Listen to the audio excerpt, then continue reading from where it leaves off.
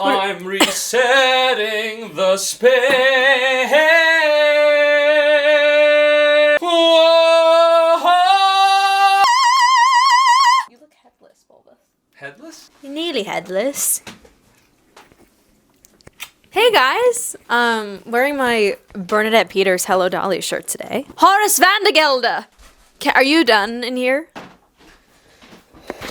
Okay. Anyway, hey guys, what's up? It's Emily. Welcome back to my channel. I'm so happy you're here. It is right now December 9th, so it's not quite the end of the year. I do have some December reading I'm really excited about, so I'm not gonna quite do like an end of the year book tag or like my year of books in review until I think the new year comes. I know people tend to like do that in the beginning of December, I think because of Vlogmas, which makes sense because you want to take time off during the holidays. I totally get that and respect that for those who do that. But I don't do Vlogmas yet. Maybe next year I'll be in the place where I have the capacity to do that. But needless to say, stay tuned for that coming down the line in a few weeks. In the meantime, as you probably can tell from the title of the video, I'm going to be sharing my top 24 books of 2024. I'm going to get right into it because there's 24 books to talk about here. It's not in no particular order. It's in order of genre, but it's not necessarily in the order of which I rate the books or I like the books or whatever. So I wanted to start out with the nonfiction section. First book on the list is Of Boys and Men by Richard V. Reeves.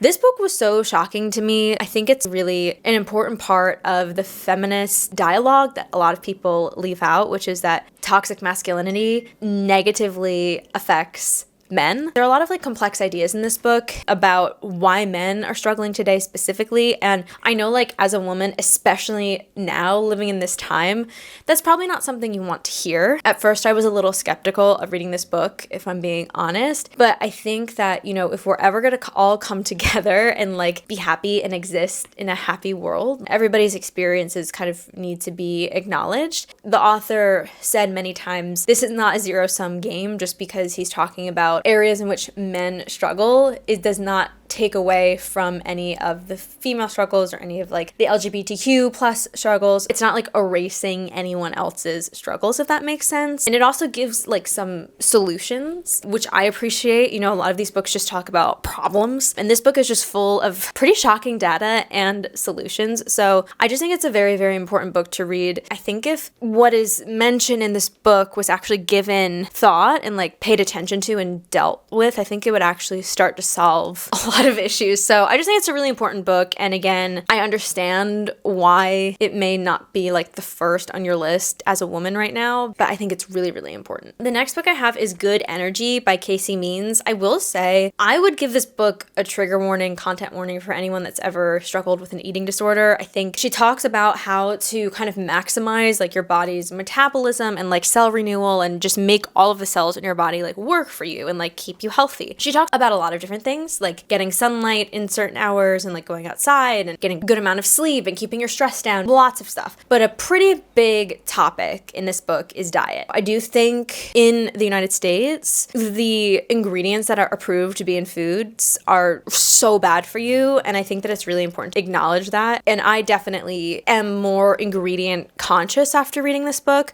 I do think it could be seen as a really extreme turn, like if you just go from a regular kind of like American diet and then to just what she has. I mean, it can be kind of extreme. So just, you know, obviously do what's best for you, what's best for your body. And if you've ever struggled with an eating disorder, I'm not sure that I would recommend this book to you. But if you can read it, I think it's really interesting and kind of scary. It's pretty shocking how progressively as time has gone on, like we just do not give our bodies what they need. And there's just so many things that contribute to like inflammation and bad metabolism and all this stuff. And I do think it's really important to know. For me, the book was a little overwhelming because it was so much information. So I just kind of, I was like, okay, I'm going to take like a few things away from this book, like intentionally, and like try to implement them into my life. And then maybe I'll read the book again in a few months and then like take a next step. I think just completely trying to adopt everything in this book is like very overwhelming. So going into it, maybe saying like, okay, I'm going to take 3 things from this book and implement it into my life is a better way to go about it than just like reading it and being like,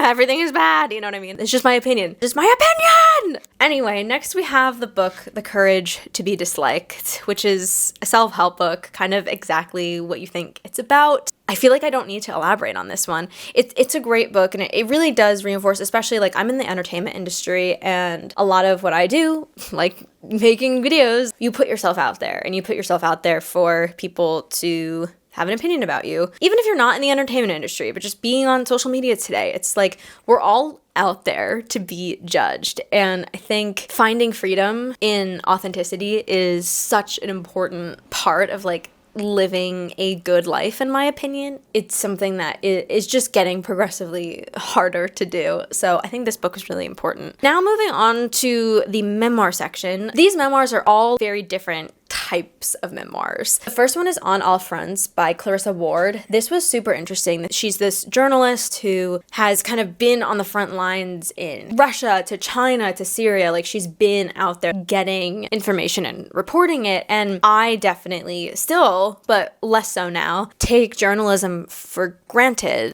But you have to remember, when you get information about anything, it's because people are there dealing with it, taking photos and taking videos and interviewing people and like putting themselves sometimes in a lot of danger to make sure that like the world knows and people know what's actually going on in certain places. And so I do think journalists are heroes in a big way. I mean, this book definitely taught me specifics about specific conflicts in Syria and in Russia and, etc. More than anything, it just kind of really enforced an appreciation for journalists, if that makes sense. And this woman is so incredible. Like, she's amazing. I really enjoyed this book, and I also listened to it, and she narrated it as well. So I really prefer listening to memoirs just because usually the person that wrote it is narrating it, and it just obviously adds more of like that personal touch. The next one is Educated by Tara Westover. So this is about this young woman who grew up in this like very Mormon upbringing and eventually like went to college, and she eventually earned a doctorate in intellectual history. She basically was brought up in this family like they didn't believe in medicine. She didn't have a birth certificate till she was like 9 or something like that, and then she basically left and now is kind of like a more secular woman, I would say. It's such an interesting read because, people are products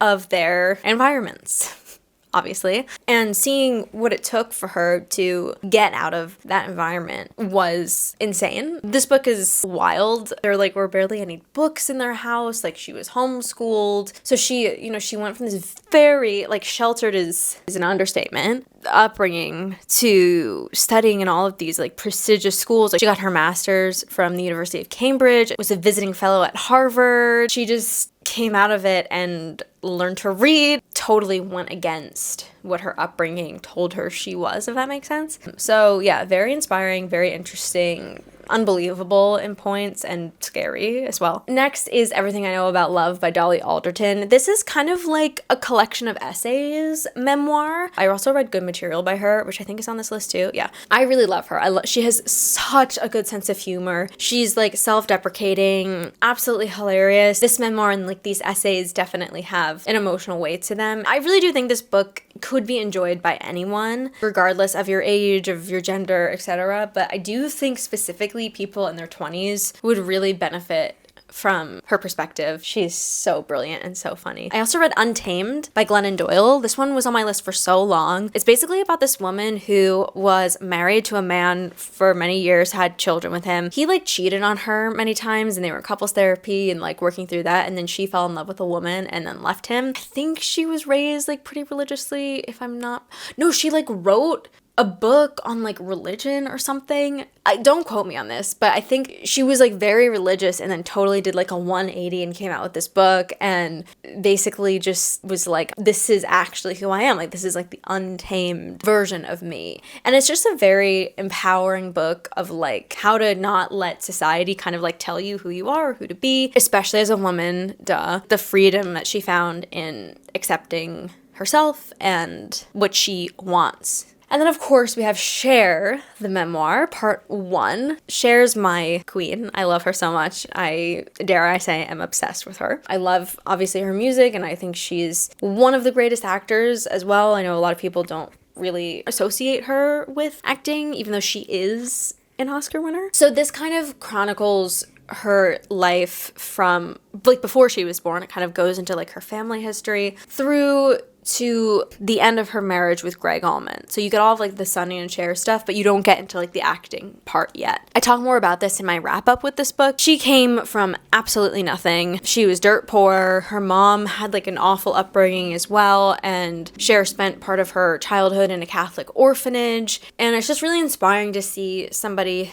be what they are now, Cher, having come from that background. You know, she has grit. I think something I talked about in my wrap up is that as time goes on, like I do think because the wealth gap is growing, like more and more people that make up the entertainment industry are either Nepo babies or trust fund kids, just because it's so hard to make art. And I do think we're seeing a lack of grit because of that. That's one of the reasons I love Cher so much, is that she'll always be that girl that was like raised in a Catholic orphanage and like had a dad that left her, had to raise her little sister. Like she'll always be that. And so she brings this grit to her music and her performances and her acting and her storytelling. And to me, grit is like invaluable and completely necessary in art, and I do think that it's slipping away from us, which makes me sad. And you just learn also that like she comes across as a very strong woman, but like she was screwed in like a lot of ways, especially as a young woman. Her relationship with Sonny was like not great. A lot of really controlling people around her. So also seeing her come out of that and like having gone through that and come out of it is also very inspiring. I just think she's like the coolest person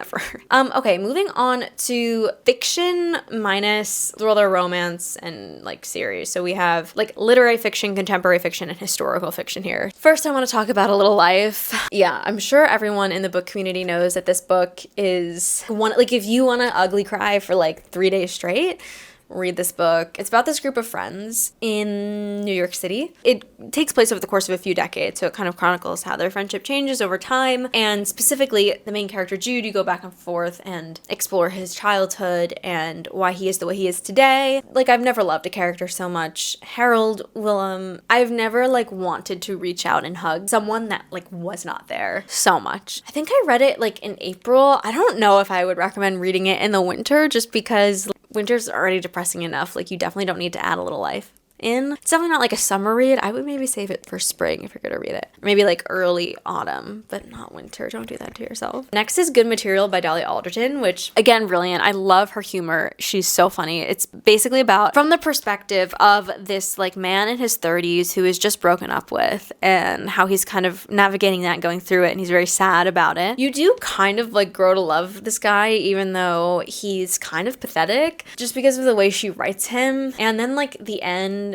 it's just a beautifully written book. It's a great character-driven book. I love character-driven books as opposed to plot-driven. I mean, I love good plot too, obviously, but character-driven books I really, really love. I would recommend this one a lot. This is also a nice March to May book, I would say. Next is The Comeback by Ella Berman. I love this book so much. It was on my shelf for a long time. I don't think I've ever heard of anyone else reading it. It's about this young woman who is like a famous actor, and I think she was at the Golden Globes, and then she like left, and that was her last public appearance, and like she disappeared and went back to live with her family in Anaheim for a year. And so it picks up when she's been in Anaheim for a year, and then she decides she's gonna go back to LA and try to start her life again and reconnect with people that she left behind and come to terms with her past and move forward. It's a really satisfying book. I love stuff that takes place in LA. I love books about like famous people struggling with like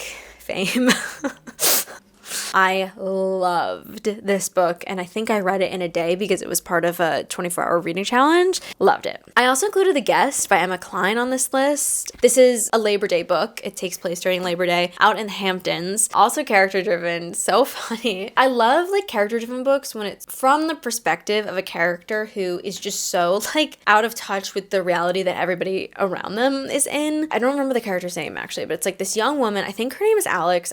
Don't quote me on that. She is in this relationship with this older man in the Hamptons. She's left her life in New York because she like owes her roommate tons of rent, and like she's in this kind of like weird relationship with this other guy, or like she ended it, but like he's kind of like making it hard for her, I think. And anyway, so this guy in the beginning of the book is basically like, I don't want to be with you anymore. I forget like how this is set up, but all she has to do is like stick around for like the Labor Day party in a week. So she like decides in her head, she's like, I'm gonna stay in the Hamptons for a week, go to this guy's Labor Day party and like win him back, basically. So it's just like her basically being homeless in the Hamptons for a week, but she does not see herself that way at all. It's just so amazing to read from someone's perspective who's in just absolute utter denial. It's amazing. It's amazing. Also, Hello Beautiful. This is a wonderful book about an Italian-American family, I believe in Chicago. It's almost like a modern day, but like not really, version of Little Women, because there's these 4 sisters. It's about like pretty big stretch of their lives, their ups and downs, all of their dynamics, their relationship with their mom, with their dad, with their children. It's about family estrangement. There's this thing that happens in it, and if you were to hear somebody say like, oh, this person did this to their sister or whatever, like you would be so quick to judge. But when you read about it in the book, you're like, oh my gosh, I totally empathize with every party involved in this situation, and it's very sad for everybody. It really is a book that invites empathy into very complex family dynamics, which I think is really nice. It really holds space for that. That's what I wanted. Next, I included Four Winds by Kristen Hanna. This was my first Kristen Hanna book that I read. It's about the Dust Bowl Depression era, which, funnily enough, it's not really that funny, but I read this book, and then a few books later read Cher's biography, and like her mom kind of lived this life. Cher's mom came over from Arkansas into California, and there's like a slur that these people were called, and I just don't want to use it on my channel. I don't know if it's used today anymore, but she was basically called the same slur, Cher's mom, as they're called in this book, Four Winds. And so it was interesting, like learning about this time period in more depth in this Kristen Hanna book, and then having like a deeper understanding in Cher's memoir, like about her mom and like that experience. That's why I love historical fiction so much, because you really do learn a lot about a specific time period through story. That was cool. I love when that happens, because I would definitely not have like connected as many dots about Cher's mom and like what she went through if I had not read Four Winds. It's such a beautiful book. I cried at the end. Kristen Hanna is a very accessible historical fiction writer. I'm happy that this was my first Kristen Hanna book. It is not the one that is like most highly rated, although it is very highly rated, because Kristen Hanna is awesome. It's just about this family who is trying to survive the Dust Bowl, and like, should they move to California to like save their kids' health? And like, it's interesting because it's like immigration happening within the same country.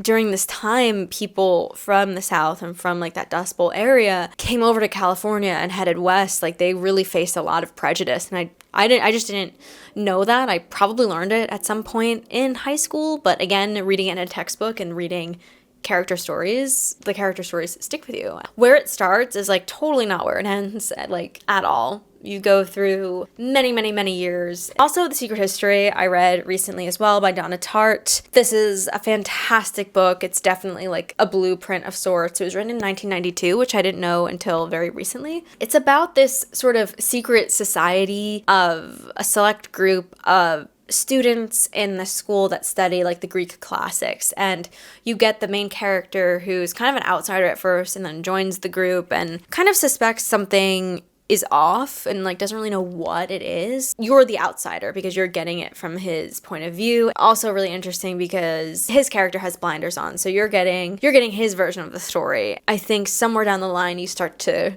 realize that, I guess. I love books like that. I've always said that. Jean-Luc has joined us. And then the last book in this genre category is The Nightingale, which is another Kristen Hanna book, which I recently read. This is about the German occupation of France during World War II. You have two sisters. One has a daughter and one does not. And they both kind of go down different paths of resistance and survival. It was harrowing, and it's a lot, but it's so beautifully written, and I think it was optioned to be a movie with the Fanning sisters, and I think it got scrapped. I love Dakota and Elle Fanning a lot. I just didn't see them in those characters, so I'm kind of okay with that.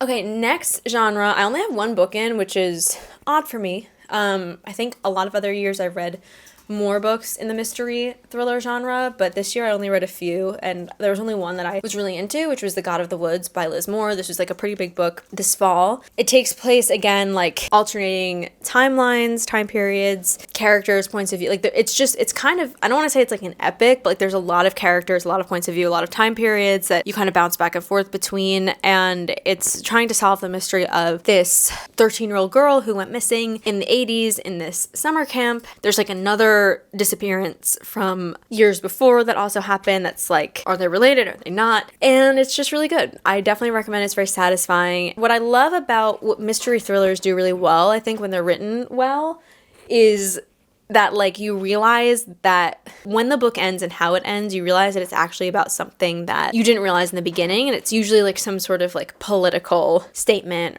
And that book was that for me, at least. I don't know if that made sense, but it was a great book. Next, romance. I have 2 books in this category. I'm not a huge like fan of just romance books. Like I usually like my romance to have like a little more depth and like to be about more than like just kind of like this like Hallmark movie. Having said that, I have Ready or Not by Cara Baston. She's coming out with another book this year. This book, I feel like everyone loved. I love this book. I had no expectations for it. I just got it on Book of the Month in like April, maybe. It takes place in Brooklyn, and it's about this young woman who discovers that like she's pregnant from a one-night stand. It kind of like has these different characters that are very three-dimensional, presents these really complicated like situations that everyone has to navigate. Obviously, the father of this baby and like that dynamic, but there's also like her friend who is having trouble getting pregnant. They kind of have to navigate that dynamic, and it's really, really well written, and it's very warm and it's very snug, but it also like I think speaks to just like the complexities of everyone. And like how can 2 people be there for each other when what they need is like so conflicting with the other person's needs, if that makes sense. It's a bit palate cleansing, but it's also just like a really good book and a good story. Another one that I loved, which is technically part of a series, is Wild Eyes. This is the second book of the Rose Hill series by Elsie Silver. The first one was like good, I liked it fine, but the second one was like one of my favorites. It was one of those books from like the second you started it, you're just in a scene. It's super compelling. It's about this country singer who has kind of like escaped her life of fame into this small town to record like her real album, her raw album that's like not influenced by anyone in Hollywood or like the studio or whatever, and like she just wants to like make something for herself. She meets this guy, small town guy, kind of a deal. The kids in this book are so cute. I know some people don't like reading about children in books, but I don't really have that problem. I know the people that do have that problem have said that this book was an exception for them. I love this book. My last and final category is series. It was kind of hard to pick one book from each series because I did read quite a few series this year. I think what I'm gonna do is state the whole series and then like my favorite book from that series. So the first is the Magnolia Park series. I read the first one last Christmas, and then I think I read books 2 through 5 this year. These books are so good. The way Jessa Hastings writes from each character's point of view is incredible. Like you really get different perspectives. You really just drop into these characters and go back and forth in a way that is just like very specific to Jessa Hastings in the way that she writes. It's kind of like a British Gossip Girl, so it's a lot of like rich people being brats, but there is like a darker element to it, especially in the Daisy Hates books. Daisy Hates is like one of my favorite characters I've ever... Okay. Yeah, Daisy Hates is one... I would love to play Daisy Hates one day. My favorite Magnolia Parks book, even though I'm a Daisy Hates girly, my favorite one might be the last one, just because it's so, even though I love the books, which is rare, I think it's rare to hate the characters but love the book. Like Magnolia and BJ, like I think they're both just such shitty people, but then by the 5th book you're like, oh, all right, I kind of like you now. That experience of like understanding them a little bit more and like learning to love those characters was very cool. So I think the 5th book for that reason is my favorite. Okay, moving on to the Crescent City series by Sarah J. Maas. I read books 1 through 3 this year. The 3rd book came out I think in like March. These books could definitely be shorter. Like there are definitely some plot lines that I'm like, I literally don't care about this. But as in every Sarah J. Maas series, like there's always characters that you really grow to just absolutely love and cling to. too. I loved a lot about these books. Definitely my least favorite Sarah J. Maas series, but still loved it. The third book is my favorite just because of a character that's in it. And if you know, you know.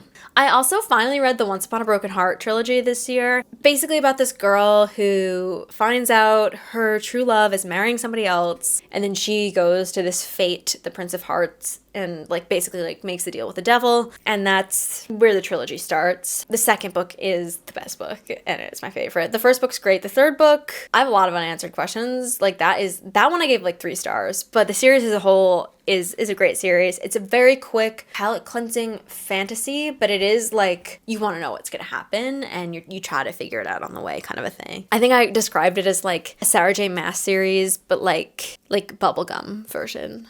That makes sense. I also read the Natural series this year. This was like super YA, but I really liked it. It's about this group of like really, really gifted young juveniles. They're all like gifted in some way. So like there's one girl that like is really, really like freakishly good at statistics. There's another boy that can like read somebody's emotions like in a really, really specific like inhuman way. There's another girl that can like tell if you're lying. So it's not like necessarily like superpowers. It's just like very, very, very gifted young people, and it's part of like a secret FBI program. You really grow to love these characters so much. Like Sloane, oh my gosh, I love Sloane.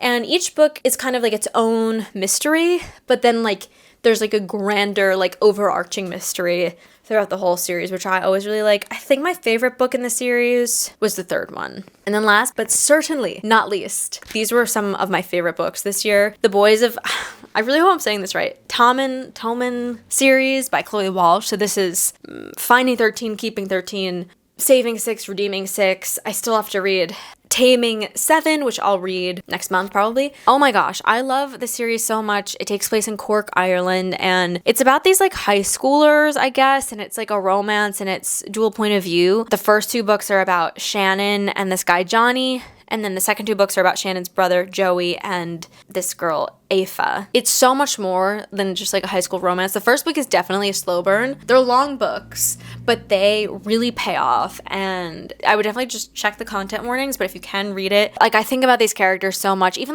like the supporting characters, like Johnny's mom I think about so much. Mrs. Kavanaugh for president, like I love that woman so much. These characters truly do not pay rent. They're just there all the time. They were all 5-star reads for me, but even though I was like more kind of into Joey and Aoife's story, I think the second book was my favorite because in like books 1 and 2 and books 3 and 4 kind of take place in like the same time period. Book 3 kind of starts before book 1 starts, but you get like a lot of stuff that happens in books 1 and 2 you get in books 3 and 4, but from a totally different perspective, and it does feel like you're experiencing it anew when you experience it from Joey and Aoife's point of view. The stuff that happens in book 2 for the first time was so powerful and so shocking that I would say that was my favorite one, just because you really like had no idea like what the book was actually really about, and like all this, oh my gosh, it's so good. Gave me a lot to think about and cry about. Anyway, that's that. Those are 24 of my favorite books / series that I read in 2024. Let me know if you read them too. Some of them were like older books that I was catching up on from other years. Some of them were newer releases. I'm so sorry this lighting is just heinous right now. It's usually really good in this room, but it's so dark outside because it's raining. Thank you guys so much for watching. I hope you have a lovely weekend, and I'll see you in the next one.